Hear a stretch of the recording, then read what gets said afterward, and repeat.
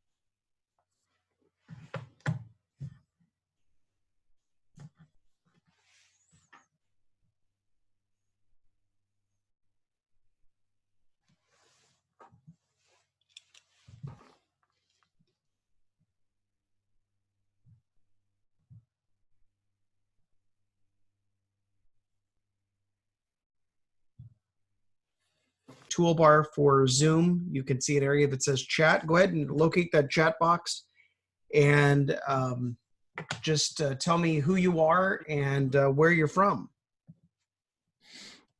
I would love to know.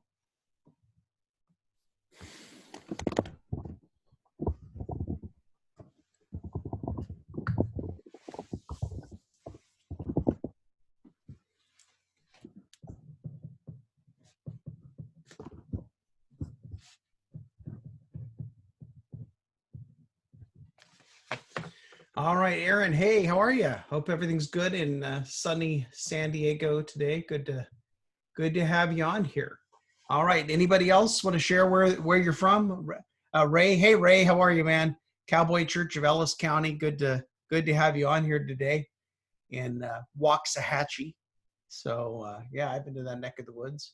All right. Anybody else? There's another Alan on here who also spells his name correctly. So welcome, other Alan who spells his name correctly.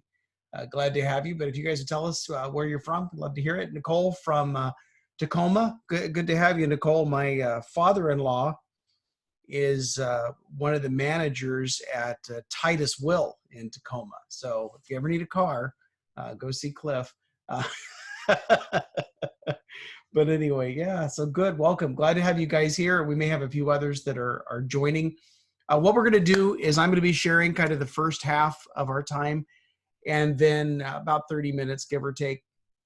And then at the end, we'll open it up and have some questions, because I'm going to give you guys a number of things to think about, and I'm sure there will be questions. So for the sake of the recordings, and some people are only going to be participating on the replay, for this first portion of the presentation part, I'm going to go ahead and have everybody muted. Now, if you have a question or a comment, or if I ask you to respond to something, then go ahead and use that chat window and to reply, because I do want to hear from you if I ask you a question. And then at the end, we'll open it up. You can either use the chat window to answer questions, or you can turn your mic on and talk.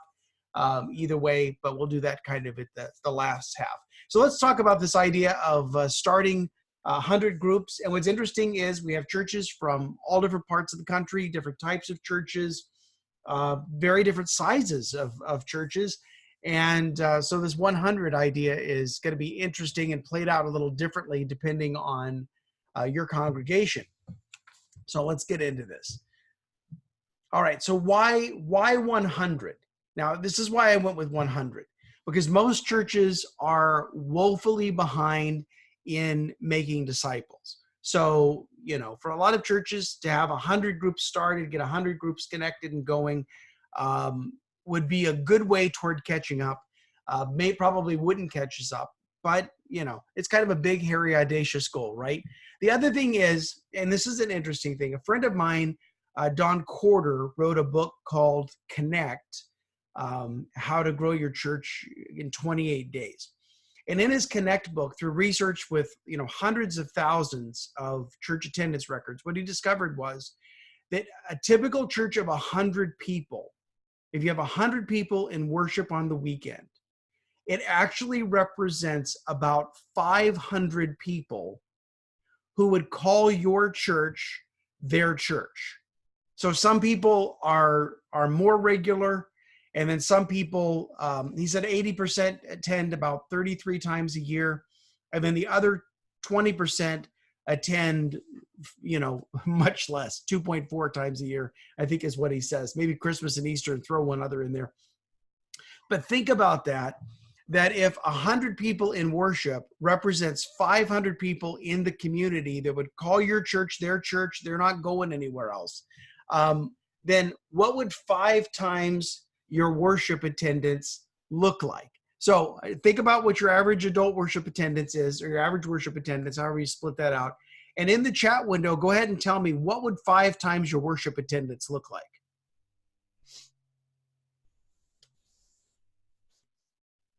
I know I didn't warn you that there was going to be math. So anybody?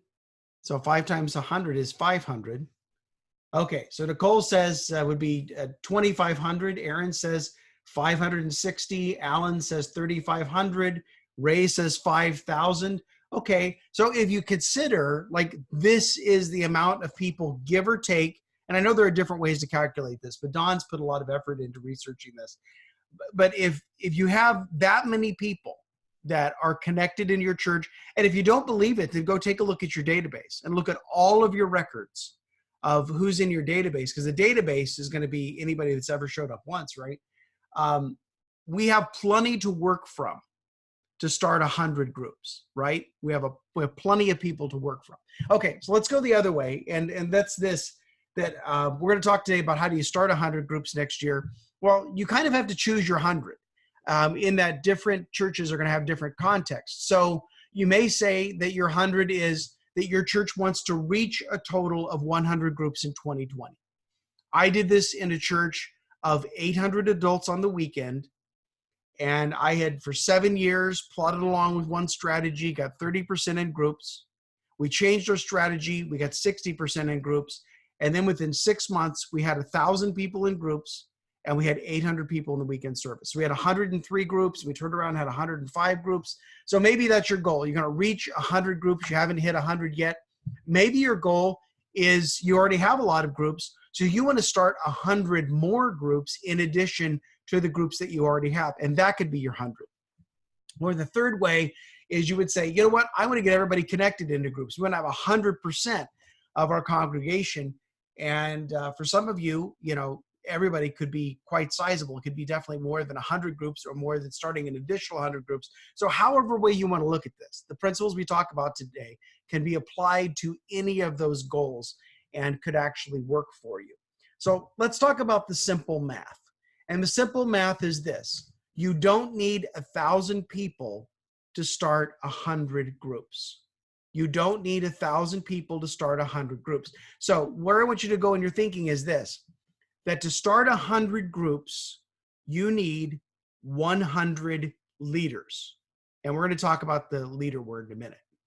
So don't think about, oh, I've got to have it. We're not 1,000 people, so we don't need 100 groups. Well, don't think about people joining groups. In fact, we're going to take that idea of people joining groups and we're going to put that on the people that are going to lead groups. And we can talk about that part another time. So to start 100 groups, you need 100 leaders, because if you have a leader, you have a group. If you have a bunch of people that are interested in a group, you may or may not be able to get a group started. So I know that sounds simple, but again, your focus is finding leaders. Your focus is not on getting people together to be a group. The focus is on the leader piece. In fact, I would say if you have people that are interested in a certain type of group, but you don't have a leader for it, then I would wait and I would pray about God bringing you a leader for that group, rather than you working yourself to death to find the leader or you becoming the leader. They can wait, because every group starts with the leader. And if you don't have a leader, then you need to wait. All right, that was free. So here's a twofold problem when it comes to leaders. The first thing is not everyone qualifies as a leader in the church. So maybe your leadership requirements are you want them to be saved, you want them to be baptized, you want them to be a member, you want them to go through training. Maybe they're going to be in a group as a member, as an apprentice for a while, and then eventually they're going to have their own group. That's a lot of hoops to jump through. But the qualification for leadership in the church should be high. I believe it should be high. We talk a lot about lowering the bar, and I think there's something to do with recruiting prospective leaders that we go about it a different way. But to actually call somebody a leader in the church, it has certain implications. I think the qualifications should be high. In fact, Paul says to Timothy, do not be hasty in the laying on of hands. So before you commission someone to lead, before you give them the designation of leader, they need to meet some qualifications. They need to have proven themselves. Okay, now that we have this big process in place, how in the world are we going to get 100 groups started next year? Because it sounds like that might take some time. Well, leaders must be proven. So that's the one-sidedness that we have. The first part of our problem is not everyone qualifies to be a leader. The second part of our problem is most people don't consider themselves to be any kind of a leader. So this was the dilemma that I faced in the church that I served, is that if they must be a leader to lead a group, then they must fulfill leadership requirements and receive leadership training before they can lead, but they aren't leaders, so why would they do that, right? So I would ask somebody, would you like to lead a group? And they would say, I'm not a leader. And then I would say, well, would you like to come to leadership training? Well, I don't want to come to leadership training because I'm not a leader. So I had to find a way to prove to people that they had the ability to lead a group so that they could take a step toward becoming a leader. But if they didn't consider themselves to be a leader, then why in the world would they sign up for leadership training? So let me throw this out there. So the problem is the leadership qualifications are high in the church and most people don't qualify. And then the second problem is most people don't think of themselves as any kind of a leader. So if they don't think of themselves as being any kind of a leader, they're not going to be on a pathway to be developed into a leader because they don't think they are one. Okay, confusing enough? Well, maybe you don't need 100 leaders to start 100 groups. So let's back up a little bit. What does 100 groups mean? It means connecting more people. And so obviously if people are connected into groups, especially because some of you are in large churches, and people have to feel connected together. If they don't feel connected, then they're going to walk away. They're not going to feel cared for. They're not going to feel loved. They're not going to feel known. They need to be connected. And so a big motivation for a lot of churches of getting people into groups is because it will help them stick in the church and stay there for a while. Making disciples. So we realize sitting in rows, facing all in the same direction on Sunday morning, listening to the sermon, that can catalyze a commitment. That can inspire people. They can worship well, but that format is not going to make disciples. So in a group, we're going to make disciples. And I know I'm preaching to the choir because you were all small group people. So what do you need to make a disciple? Easy answer. You need a disciple to make a disciple. So if you have 100 disciples in your church, you can start 100 groups. If you have 100 disciples in your church, you can start 100 groups. And the great thing about a disciple is that a disciple is someone who's following Jesus. A disciple is someone who has had a conversion experience and has the Holy Spirit. A disciple is someone who's learning and growing, right? A disciple is also someone that can take what they've received and share it with somebody else. Whether they've been a disciple for a week or a year or, 10 years or more. In fact, I would say disciples that have been a disciple for a week to a year probably are more open to making disciples than people that have been in the church for a long time. Because unfortunately, the way the church works, especially in America, is that the longer people are in church, the less capable they believe that they are. And the reason for that is how we have the system set up. The system is that we all come in on the weekend and we hear someone that is fairly eloquent teach us, and they're seminary trained and they've put a lot of time and effort into teaching, and we think, wow, people sit back and say, wow, I could never teach at that level. And so the longer people are in church, the more convinced that they aren't able to influence and teach other people. Or they think, well, the pastors are the ones that are going to evangelize, will put on these services and bring people to service, and they're going to be the ones that give the message of the gospel and people are going to be saved. And so the longer people are in church, the more they depend on the institution to do the work. Whereas the misnomer is the church is actually the people, right? The church is the people. And so if the pastors and teachers, according to Ephesians 4, are equipping the people to do the work of the ministry, then we have a much different thing going on than everybody coming in and sitting neatly in rows. And the worship service has a place. It has a purpose. So don't get me wrong. I'm not advocating for anything different than that. However, I don't think the purpose is making disciples. And so if we can help our people discover that they're more of a leader than they believe that they are, but that they don't really have to be a leader to make a disciple, they just need to be a disciple to make a disciple. I hope I didn't muddy that up too much. Our goal is making disciples who make disciples. Our goal is making disciples who make disciples, more than even getting everybody connected into groups. Our call, our commission from Jesus is to go and make disciples. How do we know that a person is a disciple? A person is a disciple if they're making disciples. So the more groups you have, the more opportunities you have for disciples to make disciples. That means the more people who are making disciples in groups, the more obedient people are to following what Jesus commanded us to do, including us, in equipping people, in helping people, in making disciples who then make disciples. Okay, got it? So how do you motivate 100 disciples? Here's how you motivate 100 disciples.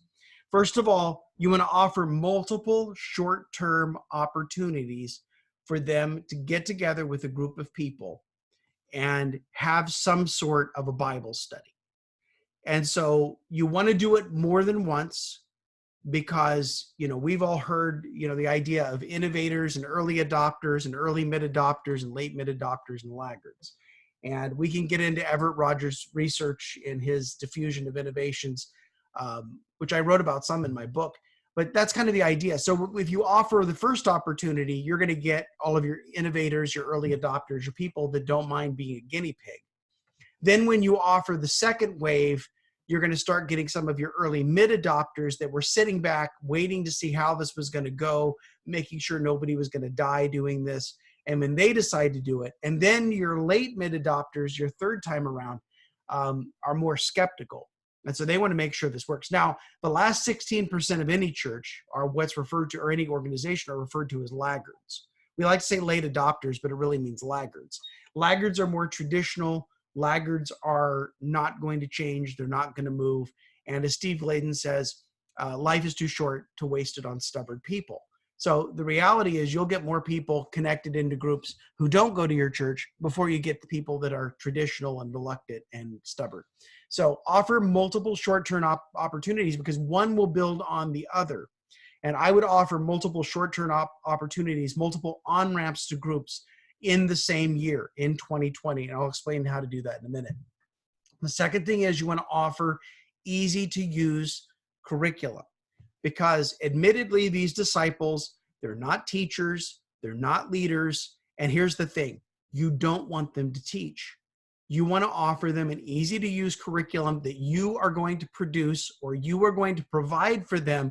And then you don't have to worry about what they're doing in the group because they're studying what you gave them. And there's some other safeguards in there as well. Now, easy to use doesn't mean that they're all dumb. Because we have people in our church that are very knowledgeable, that they can open up scripture and they could lead a discussion, based on, they have enough that it's not going to be a worry. But the other reason for easy to use is that people are busy and people don't have a lot of time to prepare. I would jokingly say, if we could get people as dedicated to Jesus as they are to their phones, I think we would really have something. But people are busy. And so if it's something that's easy to use, and maybe it's video-based, it's your pastor on the video, it's some teacher that you respect on the video, they play a video to get the discussion started, they read the questions, easy to use, there's not a ton of preparation, it's a good way to get them started. This is not where we want them to live for the rest of their lives. This is how to get them started in a comfortable place. So multiple short-term opportunities. You want like 6 weeks. You don't want 6 months. You don't want, we're going to do the story and it's 32 weeks long. Don't start there. You want something short-term and then something easy to use. And then you want to offer an experienced leader to help them because they're going to have questions. Now, I used to think that if you lined them up in rows and you trained them, they would get all this information. They would go out and they do a great job leading a group. Well, what happens is that if we're instructing them and instruction is separate from the practice, it tends to not stick. In fact, Mike Breen says that people don't learn by instruction, they learn by imitation. So if we give them an established small group leader that has some experience, that's going to call them, that's going to encourage them, that's going to answer their questions, that's going to help reassure them, then that's a great thing to have. In fact, I would even go so far as to say an experienced leader who is willing to make regular contact and care for a new leader or a new disciple making disciples is better training initially than a lot of the training that we could offer them either online or in person or anywhere else, because you're getting the answer very close. The resource is very close to when the question is being asked or the problem is being faced. And those kinds of lessons are going to stick far better than any kind of lesson that we would prepare and give them. We want to give them permission and opportunity. We give these disciples permission and opportunity. Start the kind of group you want, men's, women's, couples, singles, the kind of group you want. Start it on the day and the time that you want to start. And so if people have odd schedules, if people, they work swing shift, they get off at midnight, they need a group at midnight, or they need a group at 1 o'clock in the afternoon before they go to work. Maybe they work graveyard and they needed a meeting at 7 in the morning. I used to live out in California, and there was a town nearby that had a lot of dairies, and they had a Bible study for people that worked at the dairies that met at 4 o'clock in the morning. I was not called to that. I was not a dairyman. But you don't have to think about all those things. We had a group at one point that met on a commuter train every Tuesday morning from Stockton, California to San Jose. We didn't have to come up with all of these different ways to do groups. We just had to give our people permission and opportunity, and they got creative and they had ideas of how to do groups that were very different than maybe anything that we'd ever thought of, but they weren't bad different. They were just different, and we didn't have to come up with all of that. We want to allow them to gather their own group. So again, people have, they have friends. People have coworkers. They have neighbors. They have various people that they know. And so for them to start in a comfortable place, well, and they want to gather people that they know. But think about this too. By gathering people that they know, they're demonstrating the influence that they have. And if they have influence, John Maxwell says leadership is influence. So if they can invite a person out to dinner and they'll go, they have influence. If they can recommend a movie or a book and they'll go or they'll read the book, they have influence. And so if you could begin to see through this, that people have influence, you can develop them into a leader, or you can convince them that they're the leader they never knew that they were. But you allow them to gather the group. You start them in a comfortable place. And the other piece of it is, and we're not getting big into forming groups in this conversation today, but the other piece of this is that if groups are formed more relationally, they tend to stick together longer than groups that are just thrown together. I mean, think about all of the time that you've spent on the administrative task of taking sign-up cards or taking contacts off of a website and placing people into groups that half of them aren't going to show up. And this is true across the board. I work with over 1,500 churches in North America and a few in other parts of the world. Half of them aren't even going to show up. Some of them are never going to be contacted leaders. Some of them are going to show up one time and then never come back.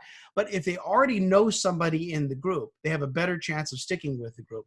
And that was just free, because that's what we're talking about. How do you motivate 100 disciples? You want to ask the senior pastor to invite them. Next year will be 30 years that I've been in full-time ministry. And for most of that time, I've been the associate pastor, the discipleship pastor. I was the vice president in an organization. Now I'm the president. I've been president of my own thing for 4 years now. And people are like, ooh, you're the president. I'm like, yeah, I'm also the secretary and the janitor. So don't be too impressed by that, right? But here's what I've learned being the associate over the years, is that if I invited people to lead groups, I would personally get 30% of the result that my senior pastor would get if he made the exact same invitation. So if I took the words that I was going to say or put in the bulletin or advertise or email or whatever, if I took those words, gave them to my senior pastor, and my senior pastor said it, we would get a far better result than if I did it myself. And I've seen that with associate pastors and campus pastors and all of that. How do I know that? Because I worked for 7 years at our church in California, and I got 30% of our adults connected into groups. And the first time that my senior pastor stood up on a Sunday morning and said, hey, we've prepared these materials. It's as easy to do.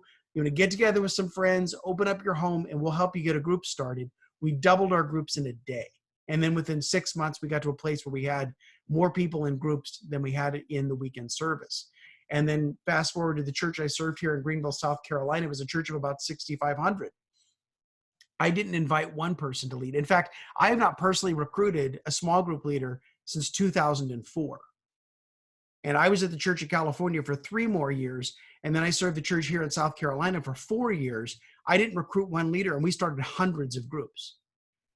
So you want to ask your senior pastor to invite them. We'll get to senior pastor again in a minute. Here's another thing that makes it safe for you and safe for them. Don't advertise these groups.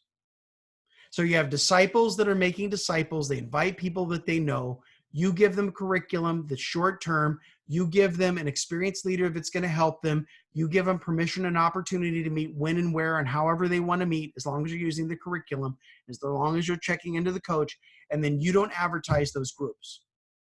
And now you don't have to worry about how qualified they are, because they're going to invite people that they know, and the people coming to the group already know who they are. They know what they're like. They know what they're about. And if there are some things that they need to grow in, then that can be the work of the coach that's helping them to grow and develop. Okay, so how do you make that happen? Well, some of us immediately think about, well, here are people that, in my church that, man, if they led a group, it would be a disaster. So here's probably one of the most important things I ever learned from my friend Brett Eastman, and he says this: let the exceptions be the exceptions. So if there are people you think, oh man, I would hate to have that guy step up to lead a group, well, you're not giving him a group. And so first of all, if that guy is able to gather people and do a study, then maybe he's got a little more on the ball than what you counted on. But if he really is, you're thinking, oh, this is going to be a problem. Well, more than likely, that guy is not going to have the influence to be able to gather the group in the first place. Now, granted, if there's a problem, we deal with the problem. But here's the problem, the big problem for us, and why we're not at 100 groups already, is because we've built entire systems to deal with all of the possible exceptions, because we don't want to cause any problems, or we don't want to get blamed. And I'm not putting this on you. This is where I was. You didn't lead a group in my church unless I knew you, I recruited you, I trained you, I coached you, then you were a leader at my church. And I did that for 7 years. We got to 30%. We got stuck. So once we opened this up and we allowed anybody to do the short-term experience, all they had to be was a disciple, there were a couple of problems. Out of 103 groups, there were a couple of problems. And by a couple of problems, I mean 2.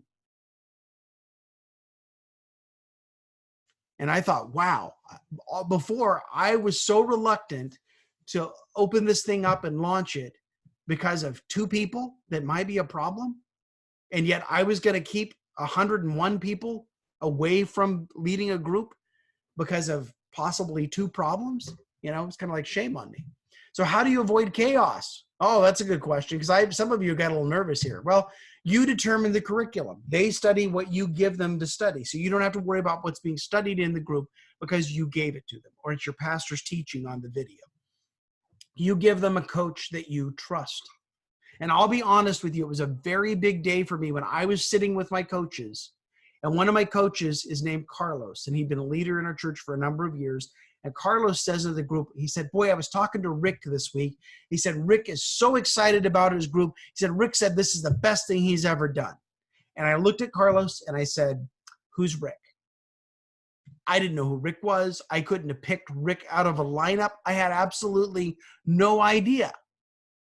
But I knew Carlos, and Carlos was getting to know Rick, and that had to be good enough. So you give them the curriculum, you give them a coach. So you give them the curriculum, you know what they're studying. You give them a coach that you know and trust, and that coach is checking in on them. Then if the coach knows what's going on in that person's heart, then the coach knows what's going on in the group. You don't advertise these groups, like I said before. And then lastly, you have a hard conversation with those who aren't ready. Now, I didn't let just anybody lead a group who wanted to lead a group.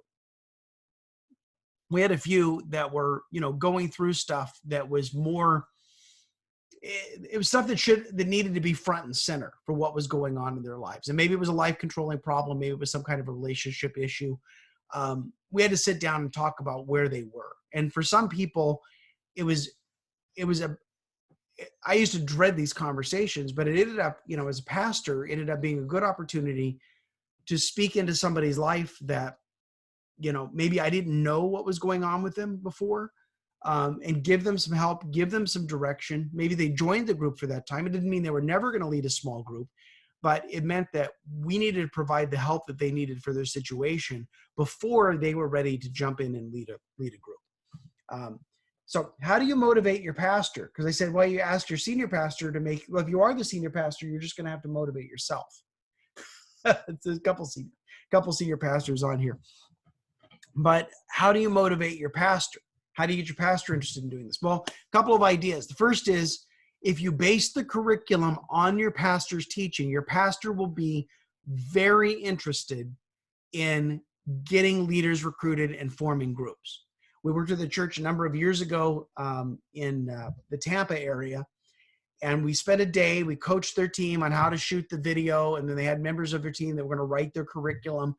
And the next day, after we'd spent a day shooting the video of the pastor's teaching and some testimonies and some other things, the pastor pulled us into his office. And he said, okay, we recorded this video. We're writing the curriculum. He said, now how do we recruit leaders? How do we get people into groups? And later in the day, the discipleship pastor pulled me aside and said, hey, I've been trying to get my senior pastor interested in groups for 2 years. He said, and you just did it. Almost like an accusation. And I just smiled at him. I said, well, I'm Alan White. No, I did not say that. But here's what happened. The reason that the pastor was interested in recruiting leaders and getting people into groups was because the pastor had made an investment in developing the curriculum. And so because the pastor made an investment, then he was very interested, very motivated to get people recruited. So very open to that. I've done this in both of the churches that I've served. Sometimes we found a study that was written and we did a video that went with it. Sometimes we did our own curriculum. It just depended on what we had time to do. You want to give your pastor the benefits of groups. So you think about what pastors are concerned about. Weekend attendance, giving, outreach, serving, people growing spiritually. Pastors are interested in all of these things.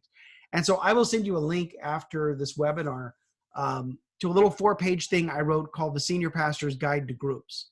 And what I do in that is I give research that shows that people who are in groups attend more regularly, they give more, they serve more, they grow more spiritually, and they reach more people in the community and bring them to church if they're in a group. And it's not anecdotal.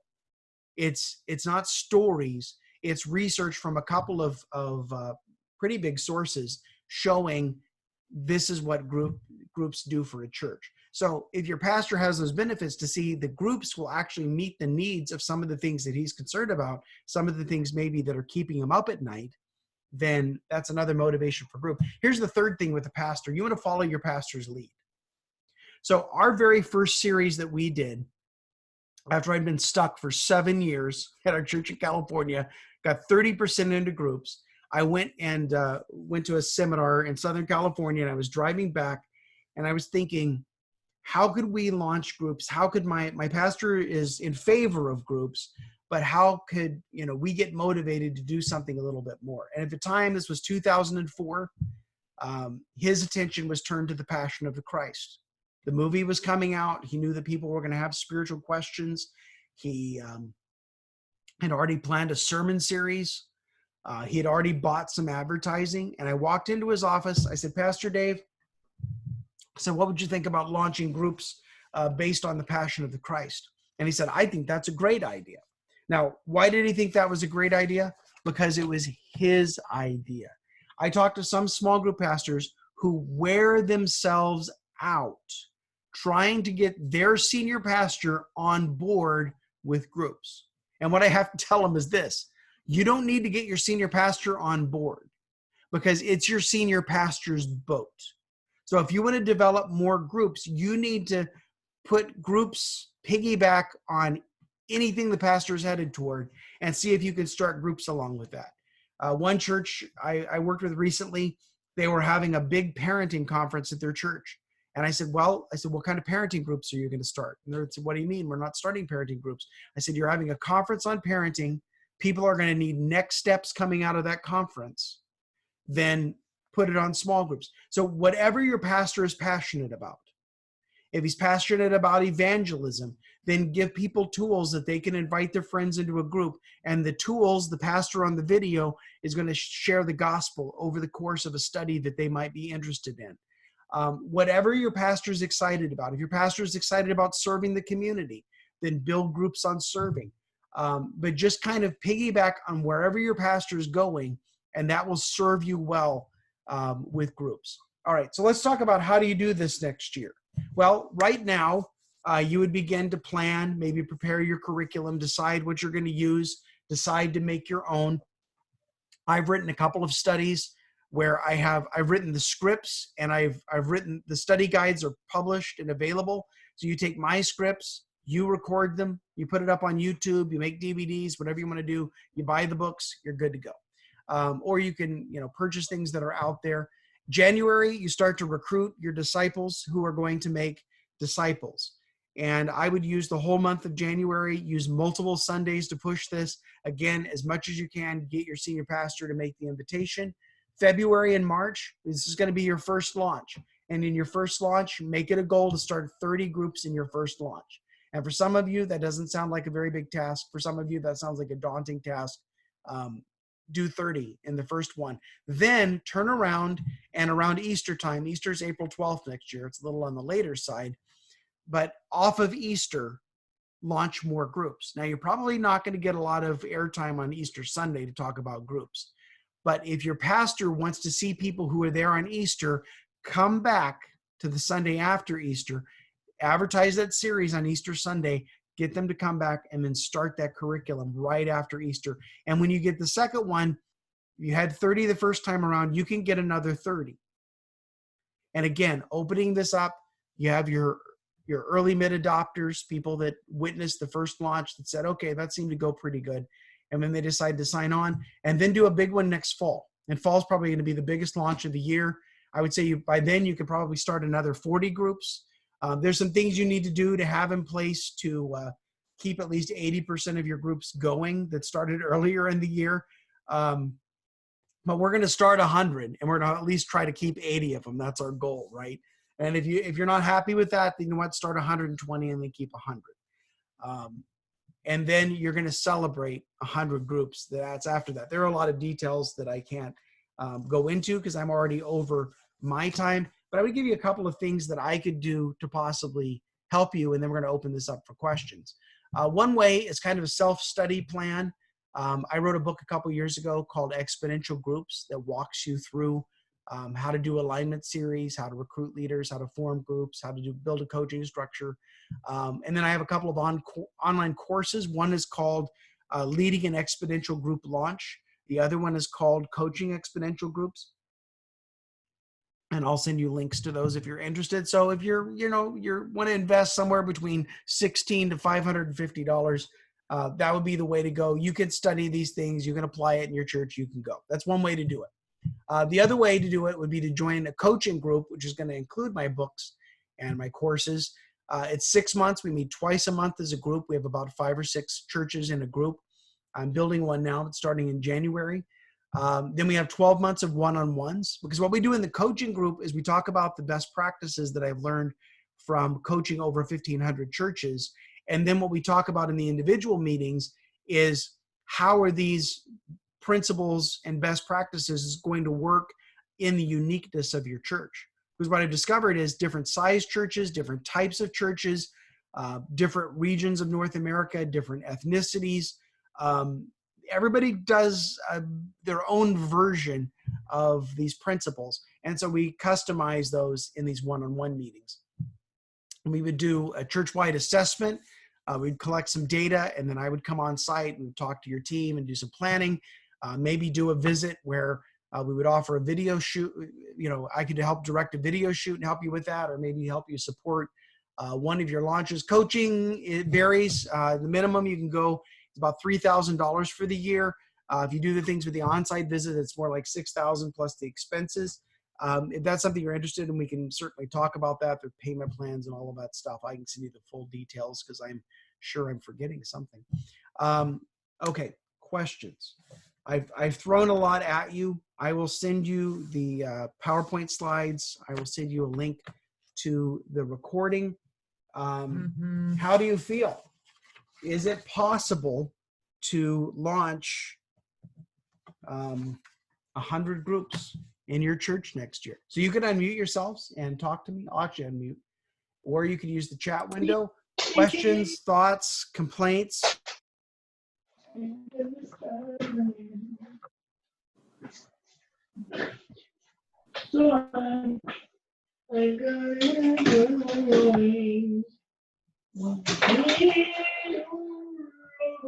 So you know what's interesting is the pastor that I just told you guys about, we shot the video and then he asked me how they were to recruit leaders and connect them into groups. He just texted me. Isn't that funny? I haven't talked to him in a long time. All right. So Nicole asks, if people are connecting with those they know, then what do you offer for those who are completely unconnected? That's a very good question, Nicole, because at a church any size, if people are being invited, then there may be some people that are new to the area, new to the church that may not get invited. So what I would say is this, we go two ways with it. One way is to look at it and to say, are they truly unconnected? I mean, they don't know anybody. And so if it's easy to use, you know, do they have a neighbor or a friend, a coworker, somebody they just met that maybe they could get together with 2 or 3 people and do a group? That's one thing.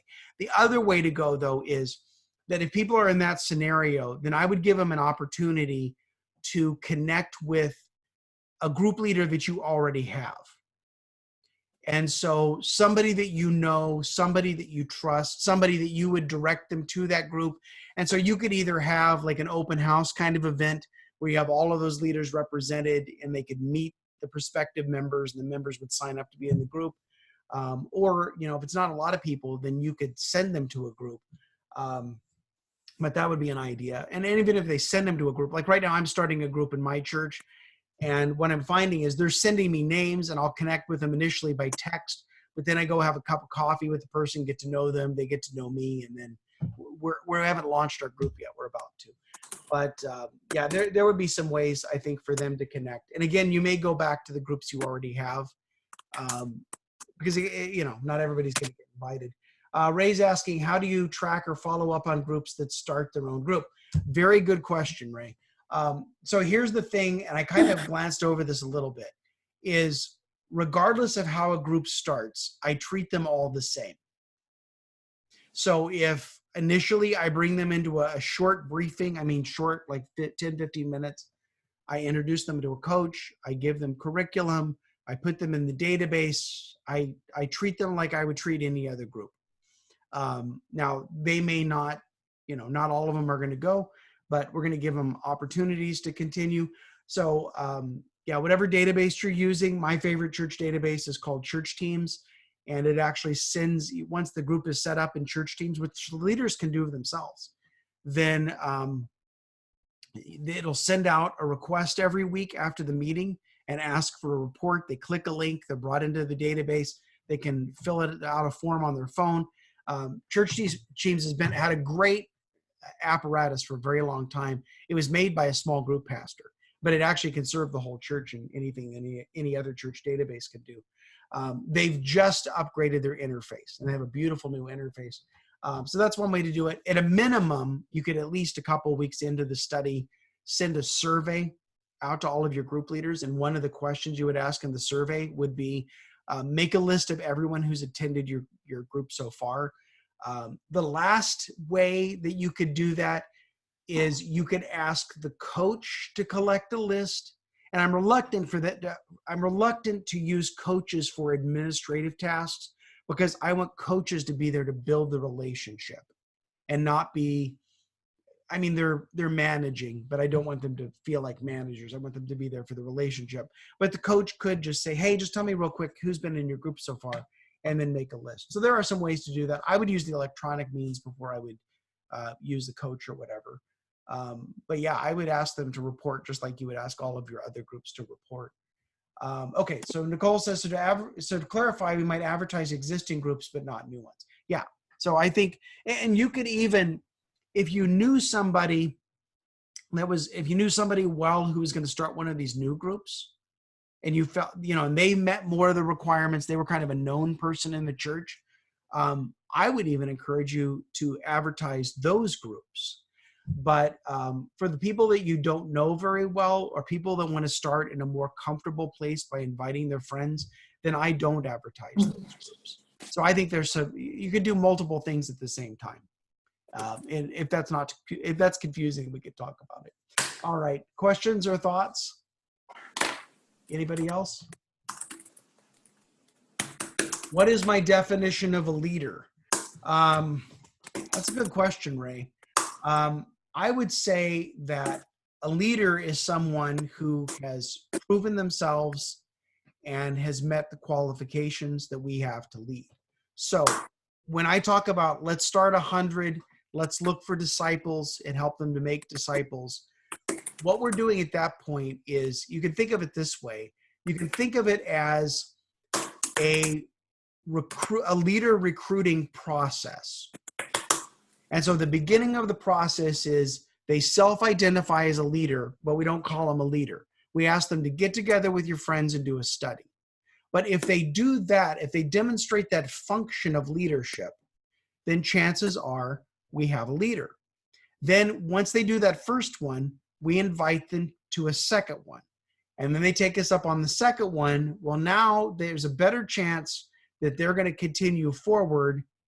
And then from that point, we would say, oh, by the way, we have some small group training that we would like to offer you. You have some kind of basic small group training that you would offer, and maybe this is one of your qualifications to lead. But I would say probably over the course of 6 months to a year, as you're challenging them to take steps to meet these qualifications, then you get to a point, they've proven themselves, they've led a group, they've met the qualifications, then you could say, you are a leader in our church. But to have them meet all of those qualifications and do all of that leading up, then we get into the dilemma we talked about. Because if they don't regard themselves as being any kind of a leader, then we're kind of, dead in the water. We can't even get started with them because we're inviting them into something that they're not willing to do. So Aaron says his definition is influential and coachable. So I totally agree. What was the title of the article I mentioned I wrote for the senior pastor? It's called The Senior Pastor's Guide to Groups. And I'll send you the link to it. Or if you want to go onto the website, it's a pop-up on my website. So if you go down like 2/3 of the page on the website, then this window is going to pop up. And if you put in your name and your email, which all of you guys are on my list, or you wouldn't be here. But anyway, then you can download it. But I'll send you the link when I email afterwards with the other goodies from the webinar. So good. Hey, Marco, welcome. We got Marco from the Netherlands on here. Glad to have you, Marco. All right, Nicole says, what happens after the initial 6-week commitment? What does follow-up look like to encourage them and their group to continue? Do you expect a particular kind of life cycle to exist for groups? Okay, so lots of questions. So in the middle of the first 6 weeks, to get them to continue, in the middle of the first 6 weeks, I offer them a second 6 weeks. And I usually choose what they're going to study next because I want their decision to be whether or not to continue. I don't want the decision to be what to study because they can get lost in the choices. So if you're initially they're doing a 6-week study, in the middle of that 6 weeks, I offer them another 6 weeks. Or if you do semesters, they do the first semester and you offer them a second semester. I think 6 weeks is a little easier to start with. So you offer the second 6 weeks in the middle of the first study, And then you want them to decide by the end of the first study whether or not they're going to continue. And usually, probably 8 out of 10 will. So that's the answer to the first one. And then life cycle, groups typically, it's interesting. If you go on to smallgroups.com and you search the term group life cycle, it will come up with, I'm not kidding you, like 20 different models of group life cycles. But the typical is a group will last for about 18 to 24 months. So a year and a half to 2 years. At that point, I don't necessarily blow them up. If they're continuing to invite people, if they're even, developing leaders and spinning people off to lead groups, and they're healthy in that way, then they could actually re-up at that point and continue. Some groups, when you get to 18 to 24 months, it's just time for them to come to an end. The attendance is kind of dwindled. People have moved. People can't do that 9 of the week or whatever anymore. So I know there's some churches that ask people to join groups to sign up for 18 months. I think that's a lot to ask. I would like to see them get to 18 months by, committing to 6 weeks and then another 6 weeks and then a semester and then another semester, and then you're at 18 months. But I think there really is that thing. I think the main test of a group would be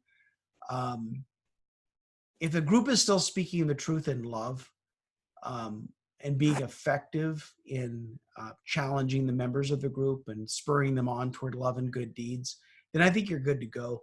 I think if a group has become too understanding of a person to the point that they're not challenging them and loving them to improve or to get better, and the group's kind of lost its edge, then it's probably time for the group to end.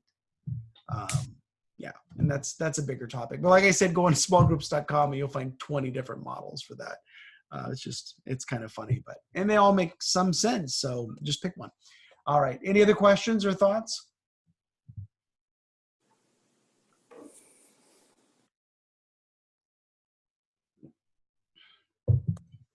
Everybody's good? All right. Well, I will send you some resources. I'll send you the recording. I'll send you the slide deck. I'll send you the link to the Senior Pastor's Guide to Groups. I'll send you information about my courses and my coaching and all those sorts of things. And and if you have other questions, you'd like to set up a time to connect, I'll send you a link to my calendar and you guys can set up a meeting. It's no obligation. It's just more of, how do you build this in a little bit further? But yeah, I would love to have you be a part of this 100 group challenge, and we'll see where it goes. Marco says, our pastors really want to see disciples raised up and are afraid the group leaders will turn into small churches or they will do their own thing. And Marco, that's a very good concern. I worked with the church in Dallas. It was actually a branch of the Potter's House in Dallas. And that was the thing, is if people got 20, 30 people, then what would keep them from starting their own church or starting their own ministry? And so what we did was we had the pastor stand up in the meeting with all of these people. And we said, listen, if the reason you're here is you're wanting to start your own ministry or start your own church, then we're going to tell you flat out, that's not the purpose of what we're doing here. And it's not the will of God that you would go in this direction. If you want to get into developing a ministry or starting a church, then we would love to have that conversation with you. But starting a group to make disciples is not the pathway toward that. But so let's have a conversation with that over here. And then you've got a coach that's checking in with them. And if they're getting these ideas that they're wanting to turn into small churches and do their own thing, then you gotta reel them back in. But I think the coaching piece is significant because you would choose leaders that you trust that would coach these new ones. And that's, like I said, I have a whole course on coaching, but they would be the connection. And then once you get too many coaches for you to interact with on a regular basis, then you would develop a leadership team. And then the leadership team would each have coaches, and the coaches would have leaders, just like Jethro's advice to Moses in Exodus 18. But they have to have a spiritual covering. They have to have a coach. Yeah, you're right. Coaching structure is crucial. Let's see. Nicole says, what do you see as the right number of leaders per coach? Um, if the coach is leading their own group, then I tend to go with smaller numbers, and maybe, they would have 4 or 5. I think part of it depends on the relational capacity of the coach. So if they can keep up with more people. I had one guy who was single, and he coached 25 groups.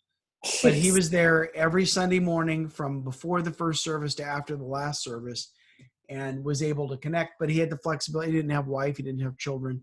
So he had that flexibility in his life and in his schedule to do that.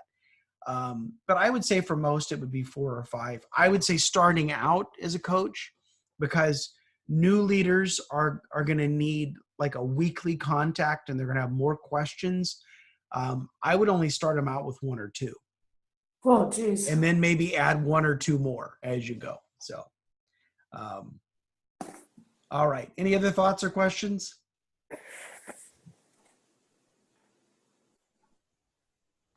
All right, guys. Great spending time with you. If I forgot anything, my email address is on there. You can shoot me an email and say, hey, I had another question. You hung the thing up. My cell phone is on there. Or like I said, I'll send you a link. We can set up a time to talk.